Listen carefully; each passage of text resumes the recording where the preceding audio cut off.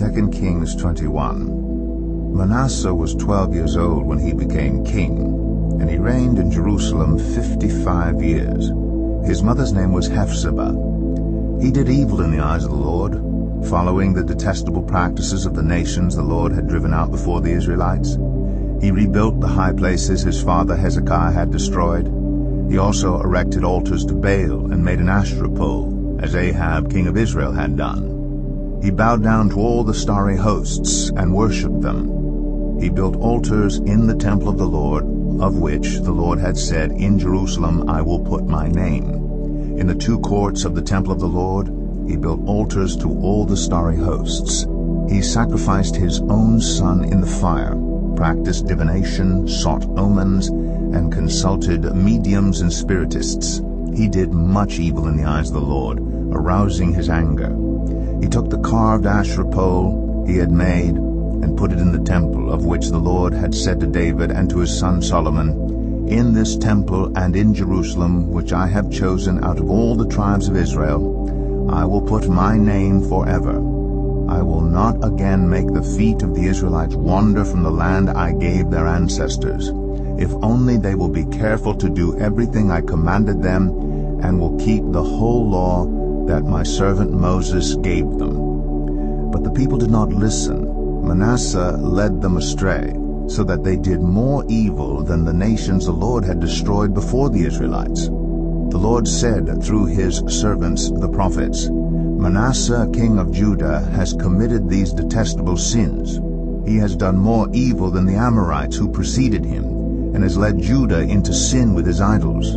Therefore this is what the Lord, the God of Israel, says, I am going to bring such disaster on Jerusalem and Judah that the ears of everyone who hears of it will tingle. I will stretch out over Jerusalem the measuring line used against Samaria and the plumb line used against the house of Ahab.